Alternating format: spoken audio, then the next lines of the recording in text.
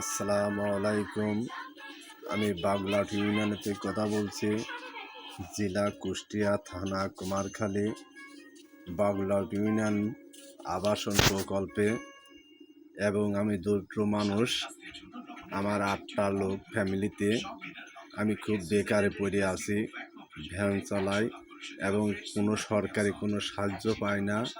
এবং এই ইউনিয়নের ওয়ার্ড মেম্বার আনোয়ার আলী কোনো খোঁজখবর নেয় না। বাগলাট ইউনিয়ন চেয়ারম্যান নবাব বিশ্বাস, সেও কোনো দিন আমার দিকে তাকায় না।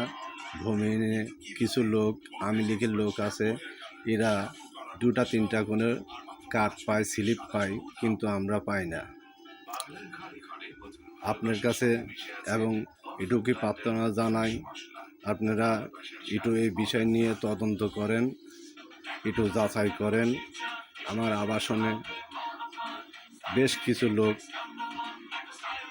কার্ড এবং স্লিপ এবং ভাতা, 10 টাকার কার্ডের চাউল এবং ডাল, চিনি, আলু, চাউল এগুলোও পায় না।